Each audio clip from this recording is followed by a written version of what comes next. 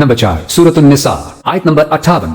تفسیر ان اللہ یامرکم، اور اللہ تمہیں یہ حکم دیتا ہے ان تؤدوا الامانات، امانتوں کو واپس دے دو الی اہلھا، ان لوگوں کو جس کے اہل ہیں، وَإِذَا حَكَمْتُمْ بَيْنَ النَّاسِ، اور جب تم لوگوں میں فیصلے کرو، ان تحکموا بالعدل، انصاف کے ساتھ فیصلے کرنا، ان اللہ بلا شک و شبہ اللہ نعما بہت ہی اچھی یعظکم بہ، تمہیں یہ نصیحت کر رہا ہے، ان اللہ کان سمیعا بصیرا، اللہ سننے والا اور دیکھنے والا ہے۔ تو آپ نے بلایا اور آپ نے کہا عثمان، اللہ نے کہا ہے کہ امانت واپس کروں ان کو جو اس کے اہل ہیں، اور عثمان اور ان کے چچا شیبہ رضی اللہ عنہما تھے، ان کے ہاتھ پہ رسول اللہ صلی اللہ علیہ وسلم نے چابی دی، اور آپ نے فرمایا عثمان یہ چابی پہلے تمہیں تمہاری قوم نے دی تھی، اور اب میں اللہ کا رسول تمہیں یہ چابی دے رہا ہوں قیامت کے دن تک کے لیے، خالدتن طالدتن، ہمیشہ ہمیشہ تمہارے خاندان میں رہے گی، اور اس چابی کو سوائے کسی ظالم کے اور تمہارے خاندان سے کوئی نہیں لے گا۔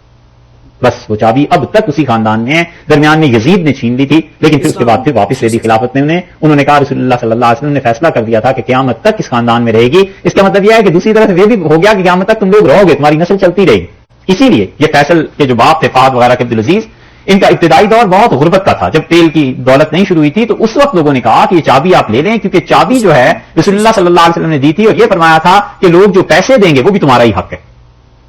بیت اللہ کی خدمت کے لیے پیسے دیتے ہیں تو فرمایا تھا وہ بھی تمہارا حق ہے، تو یہاں تو ساری دنیا سے مسلمان آتے ہیں، اندر داخلے پہ کوئی ٹیکس لگا دیں، اس سے آپ کو آمدن ہوگی، تو اس سے پیسہ آپ کے پاس بہت سا ہو جائے گا، پیسہ جنریٹ کرنا چاہتے تھے وہ لوگ، تو اس نے انکار کر دیا، اس نے کہا میں رسول اللہ صلی اللہ علیہ وسلم کی زبان سے ظالم نہیں بنتا، میرے بات کوئی کرنا چاہے تو وہ کرے، میں تو قتل نہیں کروں گا۔ اللہ نے کہا ان اللہ یامرکم، اور اللہ آپ کو حکم دیتے ہیں ان تؤدوا الامانات، امانتوں کو حوالے کرو، ذمے کرو، الی اہلھا، اور جو اہل ہیں اس کو۔ یہ آیت تو یہ نازل خاص طور پہ اسی واقعے میں، لیکن اصل میں پوری امت کو حکم یہ ہے کہ امانت اس کو دو جو اس کا اہل ہے۔ اس کا مطلب یہ ہے کہ عہدہ کسی کو دینا ہے حکمرانوں نے، تو عہدہ اس کو ملنا چاہیے جو اس کا اہل ہے، اپنی رشتہ داری کی بنیاد پر عہدے نہ تقسیم کرے۔ اور اس کا مطلب یہ ہے کہ جو امانت ہے اس امانت کو پورا کرنا ہے۔ کمپنی نے کوئی چیز دے دی ہے کہ اس چیز کو تم نے استعمال کرنا ہے، اپنی حد تک رکھے، اگر اس کمپنی کے استعمال قانون کے خلاف استعمال کرے گا تو یہ امانت میں خیانت ہو جائے گی۔ اس ایک آیت کریمہ پر مسلمان اگر عمل کرنا شروع کر دیں، زندگی کے 20 مسائل حل ہو جائیں کہ اللہ نے فرمایا امانت اس کے سپرد کرو جو اہل ہے۔ اسلام یہ جو گدی نشینی کا سلسلہ چلے ہوئے ہیں نا اب ہر طرف، کہ والد کے انتقال کے بعد وراثت میں گدی بیٹے کے پاس آ گئی، بیٹے کے بعد پوتے کے پاس آ گئی، اور اپنے شیخ کے خلفاء میں کتنے بڑے بڑے لوگ ہوتے ہیں جو بیٹوں سے زیادہ اچھے نیک اور اہل ہوتے ہیں، انہیں کوئی نہیں بٹھاتا، دوسروں کو بٹھا دیتے ہیں، یہ امانت میں خیانت ہے۔ اسی طرح علماء ہیں اپنے بیٹوں کو اپنی جگہ پہ بٹھا دیتے ہیں، اگر اہل ہو پھر تو سبحان اللہ کیا کہنے، اور اگر اہل نہ ہو تو اس کو امانت سپرد کر دینا، یہ چیزیں آخر امانت ہے نا، ایسے نہ کرے۔ اور اسی میں وہ باتیں بھی آ جاتی ہیں جو آدمی کسی سے تنہائی میں کرتا ہے، یا حدیث میں آیا ہے رسول اللہ صلی اللہ علیہ وسلم جب تم میں سے کوئی کسی سے بات کرے اور بولنے والا ادھر ادھر دیکھے تو اس کا مطلب یہ ہے کہ تم سے امانت کی بات کر رہا ہے، اس بات کو کسی کو نہ بتانا۔ منع کیا ہے کہ مجلسیں امانت کے ساتھ، کسی کا راز پتا چل گیا ہے وہ امانت ہے، اسے خبردار جو دوسرے تک منتقل کرے۔ اللہ نے فرمایا امانت اس کے سپرد کرو جو اس کا اہل ہے، اور جو کوئی اہل ہی نہیں ہے امانت دے دی، بس یہ قیامت ہے۔ اسی لیے حدیث میں آیا جبریل امین نے پوچھا رسول اللہ صلی اللہ علیہ وسلم سے، صحیح بخاری میں ہر جگہ یہ حدیث ملے گی کہ انہوں نے عرض کیا اللہ کے رسول قیامت کب آئے گی؟ آپ نے فرمایا جب عہدے ان کے سپرد ہونے لگیں جو اہل نہیں ہیں تو فانتظر الساعۃ، پھر قیامت کا انتظار کرو۔ اور یہی ہوتا ہے، پیسہ ان کے پاس چلا گیا جو اس کے اہل نہیں تھے۔ آپ کبھی غور کیجئے گا، اس امت کے زوال کے اسباب کو ایک مورخ لکھے گا تو یہ ضرور لکھے گا اگر اس کی نظر وسیع ہوئی کہ اس امت کے زوال کے اسباب میں سے یہ ہے کہ پیسہ اور جہالت جمع ہو گئی تھی ایک ہاتھ، دولت اہل علم کے پاس نہیں رہی، جاہلوں کے پاس چلی گئی۔ تو اسباب، ذرائع، وسائل جو علم کے، تعلیم کے عام کرنے کے تھے، نشر کرنے کے تھے، وہ جاہل لوگوں کے پاس پیسے چلے گئے، انہیں ویسے ہی کوئی تعلیم کی قدر نہیں تھی، انہوں نے اپنے پیسے کو کیوں تعلیم میں استعمال کرنا تھا؟ یہودیوں نے پروجیکٹ بنایا اور انہوں نے کہا کیا $1 بلین اکٹھے کریں اور جو بیت المقدس کے امام ہیں یہودی ان کو پیش کرنا ہے اور انہیں کہنا ہے کہ خدا کا ایک گھر بنائیں۔ یہ 80s کی بات ہے، اور پیسے جمع کر کے ایک تقریب منعقد ہوئی اور پوری دنیا سے بڑے بڑے یہودی وہاں گئے، اس کی ویڈیوز وغیرہ بھی بن گئی ساری، اور انہوں نے امام صاحب کو پہلے سے بتا رکھا تھا، بہت اچھی سرمنی ہوئی، سب کچھ ہوا اور بلایا، اور انہوں نے کہا کہ $1 بلین کے یہ چیکس ہیں اور یہ اس لیے لائے ہیں کہ آپ خدا کا کوئی اچھا سا گھر یروشلم میں بنائیں اور جس سے اللہ راضی ہو اور سلیمان اور داؤد علیہ السلام کی یاد تازہ رہے۔ تو اس آدمی نے ربائی جو تھا ان کا اس نے تقریر کی اور اس نے کہا یہ $1 بلین واپس لے جاؤ اور اللہ کو کوئی ضرورت نہیں ہے تمہارے ان گھروں کی، اور خدا اس گھر سے خوش نہیں ہوگا، خدا اس سے راضی ہوگا کہ یہ $1 بلین جو ہیں یہ یہودی بچوں کی تعلیم پہ خرچ کرو، وہ پڑھیں گے اور پھر اللہ تم سے راضی ہوگا اور خوش ہوگا۔ اور وہاں انہوں نے ٹرسٹ بنا دیا اور ان کا پوری دنیا میں یہودی بچے وہ ڈاکٹریٹ کی ڈگری تک بھی پہنچے تو ٹرسٹ اس کا ادا کرے گا، کیونکہ یہودی اور ڈاکٹریٹ سے کم ہو تو پڑھا لکھا نہیں۔ یہ حال ہے، پیسہ جمع ہوا نا، اور کہاں پہنچا؟ یہ امانتیں ہیں قوم کی، اور جب وہ نااہل کے پاس چلی جاتی ہے تو پھر اسے اپنی جو بھی ہے اس کے مطابق خرچ کرتا ہے. امت اس لیے ڈوب گئی کہ پیسہ ان ہاتھوں میں چلا گیا جو جاہل تھے. تو جو علم کا کام تھا، جو کام کرنے کے تھے، وہ پائی مانگ کے کام کرتے تھے. شاہ عبد القادر صاحب رحمۃ اللہ علیہ جیسا آدمی بھائی کے پاس چلے گیا اور کہا بھائی 2 جوڑے کپڑے سال میں دے دیا کریں اور 2 وقت کا کھانا روزانہ دے دیا کریں. یہ حالت تھی. ان حالتوں میں لوگوں نے کام کیے. پچھلے 300 برس سے بر صغیر میں کسی حکومت نے اسلام کی سرپرستی نہیں کی. آپ کے یہاں تو بات ہی کیا، ہمارے یہاں بھی. تو یہ علم کیسے چلتا رہا ہے کہ اس بھوکے پیٹ کے ساتھ اور اسباب اور وسائل کی قلت کے ساتھ اور قرضوں کے بوجھ میں یہ ہے تباہی. اسی طرح گھروں میں بھی یہ ہوتا ہے کہ امانت اللہ نے پیسہ دیا ہے، اپنی اولاد میں سے اس کو پیسے سے زیادہ بینیفٹس پہنچنے چاہیے تھے جو اس کا اہل ہے، جو کام کر رہا ہے کچھ خدا کے دین کے لیے، انسانوں کی فلاح و بہبود کے لیے، اور اس پہ ذاتی محبتوں کو ترجیح ہوتی ہے. آدمی یہ نہیں سوچتا کبھی بھی جو امانتیں اللہ نے دی ہیں نا اسے غیر اہل کے سپرد نہ کیجیے. عہدے دینے ہیں اس کو جو اس کا اہل ہے. اللہ نے جو کچھ بھی دیا ہے اس کی اہلیت کو دیکھے. باتیں ہیں، مجلسیں ہیں، گھریلو جھگڑے، خاندانی جھگڑے کھڑے ہو جاتے ہیں کہ فلاں نے یہ کہا، فلاں نے یہ کہا. جو آدمی جس بات کو سمجھنے کا اہل ہی نہیں ہے کیوں آخر اسے لوگ نقل کرتے ہیں. بہت سی باتیں ہیں بھائیوں کے درمیان ہوتی ہیں، اب اس کو نقل کرنا والد سے جا کے تاکہ خاندان میں پھوٹ پڑ جائے، غلط بات ہو گئی نا. جو جتنا سمجھتا ہے اہل ہے اس کے ذمے کرو، اس کے حوالے کرو. اللہ نے فرمایا ایک بات وَإِذَا حَكَمْتُمْ بَيْنَ النَّاسِ، اور جب لوگوں کے درمیان فیصلے کرنے ہیں أَن تَحْكُمُوا بِالْعَدْلِ، تو دیکھو انصاف کے ساتھ فیصلہ کرنا. یہ ہے دوسری چیز عدل جس کے قیام کا حکم دیا ہے. اور معتزلہ کے نزدیک عدل دین کی شرائط میں سے ہے، دین کے بنیادی اراکین میں سے. اللہ نے کہا ہے عدل کرو، انصاف کرو، جو جس چیز کا اہل ہے اس کے حوالے وہ چیز کرو. اور انصاف جب کرو گے تو ساری طرف نگاہ کرنی پڑے گی کہ کہیں میں کسی کے حق میں ظلم تو نہیں کر رہا، زیادتی تو نہیں کر رہا. عدل کو قائم کرو. اور یہ 2 چیزیں ان اللہ نعم ما یعظکم بہ، اللہ بہت ہی اچھی نصیحت کر رہا ہے تمہیں. یعظ کو واز کر رہا ہے، واز کا مطلب نصیحت ہوتا ہے نا. اللہ بہت اچھی نصیحت تمہیں کر رہا ہے. اللہ کی بات مانو، عدل کو قائم رکھنا، اور یہ امانتیں اس کے سپرد جو امانت کا اہل ہے. ان اللہ کان سمیعا بصیرا، اور اللہ سننے والا ہے اور اللہ خوب دیکھنے والا ہے. آگے جو من الشیطان الرجیم بسم اللہ الرحمن الرحیم 5ویں پارے میں سورہ نساء کی آیت نمبر 59 سے شروع کرنا ہے. اور اس سے پہلے آیت نمبر 58 کو دیکھیے جہاں پہ کل بحث ہم نے چھوڑی تھی. اور اللہ تعالی نے اس میں یہ حکم ارشاد فرمایا کہ ان اللہ یأمرکم ان تؤدوا الامانات الی اہلھا، اور اللہ تعالیٰ بلا شک و شبہ تمہیں یہ حکم دیتا ہے کہ امانتیں سپرد کرو اور پہنچاؤ امانت والوں کو. تو اس میں جتنی بھی چیزیں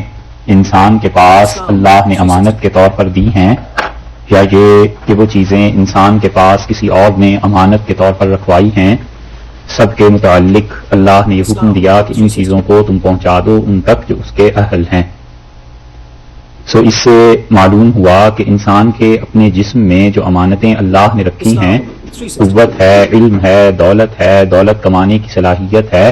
یہ ساری امانتیں بھی ان تک پہنچائی جائیں جو اس کے اہل ہیں، اور نااہل کے ذمے کام نہ کیا جائے. اور اگر نااہل کے ذمے کام ہو جائے گا تو وہ اس امانت جو اس کے پاس تھی اسے خراب کر دے گا، اور مجموعی طور پر مسلمانوں کے کام بگڑ جائیں گے. پیسہ ہے جو اس کے اہل ہیں ان کے سپرد کیا جائے، اسی طرح علم ہے جو اس کے اہل ہیں انہیں سکھایا جائے. اللہ حاضر کے آس طاقت اور قوت اللہ نے دی ہے، تو طاقت اور قوت کو ان لوگوں کی مدد کے لیے صرف کیا جائے جو لوگ اس کے اہل ہیں، اور جو اس کے اہل نہیں ہیں انہیں اپنے پاس سے طاقت اور مدد ان کے لیے صرف کرنا، یہ چیز اس آیت کریمہ کے خلاف ہے. تو عمومی طور پر ہم لوگوں کو یہ چاہیے کہ اپنی زندگی میں غور کرتے رہیں کہ کسی پر بھی اعتبار کرنا ہے تو وہ اس کام کا اہل ہے یا نہیں، کسی کی سفارش کرنی ہے تو وہ اس کا اہل بھی ہے یا نہیں، اور اگر وہ اس کا اہل نہیں ہے تو سفارش کرنے والا بھی گناہگار اور جو اس کے ذمے کام لگائے گا وہ بھی گناہگار. مثلا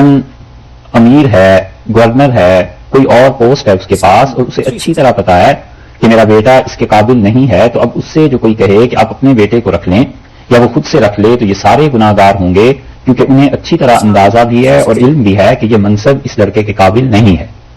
اسی طرح زندگی کے جتنے بھی معاملات ہیں انسان اس میں سوچے کہ کون اس قابل ہے کہ اسے یہ چیز دی جائے، تو پھر جا کر کہیں کام بنتا ہے. اگر اس پہ مشائخ اور وہ جو صوفیاں ہیں وہ عمل کریں تو کبھی بھی ناقص اور نالائق کو خلافت نہ دیں. ہمارے زمانے میں یہ بہت بڑی مصیبت ہو گئی ہے، بہت بڑی تکلیف دہ چیز ہو گئی ہے کہ لوگ اب جو مشائخ صحیح سلسلوں کے ہیں، ان کے بزرگان دین بالکل ٹھیک تھے، وہ ایسے نالائقوں کو خلافت دینے لگ گئے ہیں کہ ان نالائکوں کو سرے سے یہی نہیں پتا کہ اتباع سنت کیا ہے، یہاں تک کہ عقیدہ جو صحیح ہونا چاہیے بعض کا تو وہ بھی نہیں ہوتا، اور حضور اکرم صلی اللہ علیہ وسلم کی سنن سے اگر ظاہر کی زندگی مٹی بھری بھی نظر آتی ہے تو باطن کے اعتبار سے ناکارہ ہیں۔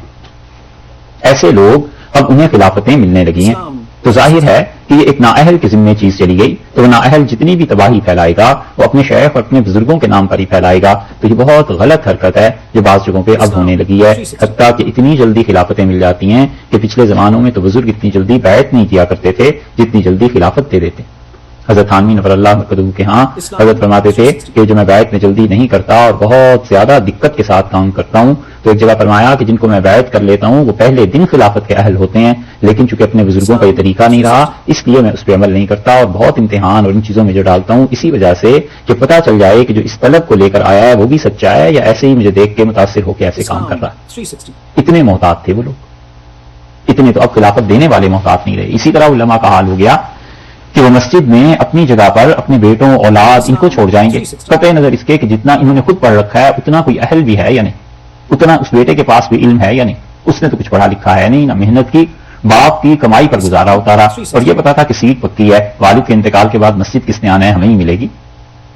تو اس وجہ سے لوگوں میں علم کم ہو گیا اور تربیت کم ہو گئی۔ یہی حال حکومتوں کا بھی ہے کہ بڑے بڑے حکمران نااہل افسروں کو سامنے لے آتے ہیں محض اس لیے کہ ہمارے گروہ سے تعلق رکھتا ہے، ہمارے مذہب سے تعلق رکھتا ہے، ہمارے دین سے تعلق رکھتا ہے، یا اپنے علاقے سے تعلق رکھتا ہے، اپنے گاؤں کا ہے، اپنے شہر کا ہے، یا یہ کہ زبان ہم لوگ اکٹھی ایک جیسی بولتے ہیں۔ اس طرح کی جتنی بھی چیزیں ہیں یہ امانت میں خیانت کے مترادف ہو جاتی ہیں۔ تو آدمی یہ دیکھے کہ جو اہل ہے اس کو لائے اور جو نااہل ہے اس کے ذمے نہ کرے، کیونکہ مذہب کے کام نہ ہوں اور دنیاوی چیزیں ہوں تو پھر مذہب کی بھی قید نہیں ہے، پھر تو اس کو دیکھنا چاہیے جو ان چیزوں کا اہل ہے اور وہ جسے کہتے ہیں نا میرٹ پہ پورا اترنا، جو اس پہ پورا اتر رہا ہے کام اس کے سپرد کیے جائیں تاکہ ملک میں اور عام عوام اس سے نقصان نہ اٹھائیں۔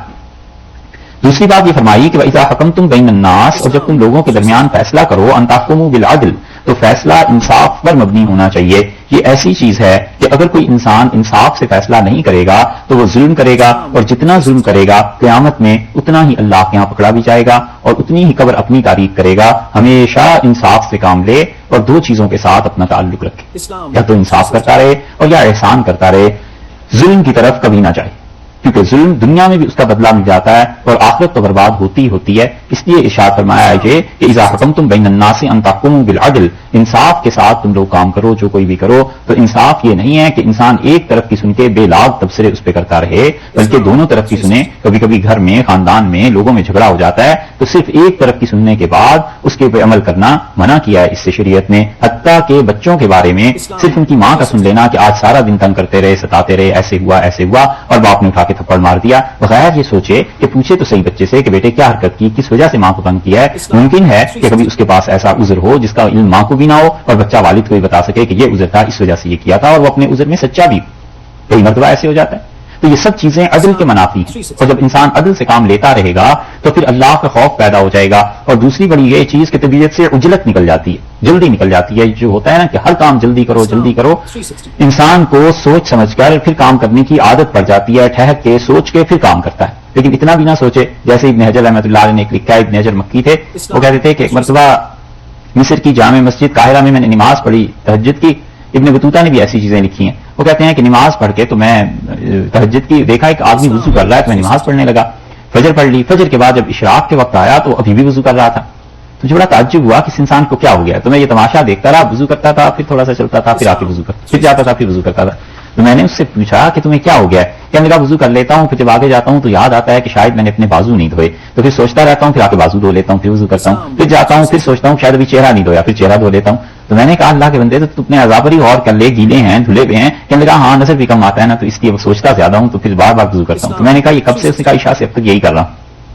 تو اتنی بھی سوچ میں نہ پڑ جائے، مگر یہ کہ جو مناسب چیز ہے اس سے کام لے۔ اللہ نے فرمایا کہ لوگوں کے درمیان فیصلے کرو عدل کے ساتھ، ان اللہ نعم ما یعظکم بہ، اور اللہ بہت اچھی تمہیں اس طرح سے نصیحت کر رہے ہیں اس کے ساتھ کہ زندگی میں دونوں چیزوں کو اپناؤ۔ ایک تو امانت اس کے سپرد کرو جو کہ اس کا اہل ہے، اور دوسری چیز یہ کہ تم اس کے ساتھ ساتھ عدل اور انصاف سے کام لینا۔ یہ اسی طرح امانت جو ہے اس میں یہ بھی شامل ہے کہ انسان جو رشتوں میں اپنی رائے دیتا ہے نا، یہ بھی امانت میں شامل ہے کہ انسان جب یہ سمجھتا ہو کہ یہ رشتہ اس قابل نہیں ہے تو صاف رائے دینی چاہیے، ایسے نہ ہو کہ اپنے خاندان اور اثر یا کسی اور وجہ سے دب کے رائے دے دے۔ تو اللہ نے فرمایا کہ یہ بہت اچھی نصیحت، جو اللہ تعالیٰ اپنے اس حکم کے ذریعے، اس وحی کے ذریعے تم لوگوں کو کر رہا ہے. ان اللہ کان سمیعا بصیرا، اور اللہ تعالیٰ مسلسل ہمیشہ سنتا ہے، دیکھتا ہے. کوئی چیز اس سے چھپی ہوئی نہیں ہے، تمہاری نیتیں بھی چھپی ہوئی نہیں ہیں، اور جو کچھ تم اپنی زبان سے کہتے ہو کسی کے بارے میں، اللہ ان سب چیزوں کو جانتا ہے. اسی لیے اتنی احتیاط تھی کہ حضرت سعد رضی اللہ عنہ کہتے تھے، یہ سعد ابن مالک ہیں، سعد بن ابی وقاص نہیں ہے. تو سعد ابن مالک رضی اللہ عنہ کہتے ہیں کہ رسول اللہ صلی اللہ علیہ وسلم کے پاس بہت سا مال آیا، اور صحیح بخاری کے آغاز میں یہ حدیث آئی ہے کہ آپ نے اس مال کو تقسیم کیا. تو مجھے ایک دوست تھا میرا، بہت اچھا لگتا تھا، تو میں نے سفارش کی رسول اللہ صلی اللہ علیہ وسلم سے کہ اسے بھی کچھ دیں. اور میں نے عرض کیا کہ اللہ کے رسول واللہ انہ مسلمن، اللہ کے قسم یہ میرا دوست مسلمان ہے. تو رسول اللہ صلی اللہ علیہ وسلم مؤمنن، مومن بھی ہے. میں نے کہا اللہ کے رسول مسلمان ہے. تو رسول اللہ صلی اللہ علیہ وسلم مؤمنن یا مومن ہے. 3 مرتبہ یہ فرمایا، اور پھر فرمایا سعد ایسے ہو جاتا ہے کہ میں کسی کو مال نہیں دیتا اس ڈر سے کہ مال اسے مصیبت میں ڈال دے گا، فتنے میں ڈال دے گا. یہ مطلب نہیں ہے کہ اگر کسی کو میں مال نہیں دیتا تو وہ کوئی کم درجے کا ہے، مگر اس سے ڈرتا ہوں کہ وہ کہیں کسی دقت میں نہ پڑ جائے. تو اس لیے ہر چیز میں احتیاط کرے کہ اللہ کے ہاں اللہ سنتا بھی ہے، جانتا بھی ہے. ایسے نہ ہو کہ میں کوئی ایسا کام کسی کے سپرد کر دوں جو عام مسلمانوں سے متعلق ہے، اور میرے بعد پھر وہ جو کچھ بھی کرے کہیں مجھے بھی اس کا گناہ قبر میں جا کے کہیں اور جا کے نہ ملے. اور اسی طرح یہ بھی سوچے کہ مجھے جن معاملوں میں بھی فیصلہ کرنا ہے عدل کے ساتھ فیصلہ کرنا ہے، انصاف کرنا ہے. اور ورنہ عدل نہیں ہوگا تو پھر جس آدمی تک جس چیز تک اس کے اس فیصلے کا اثر پہنچے گا سب اس سے متاثر ہوں گے.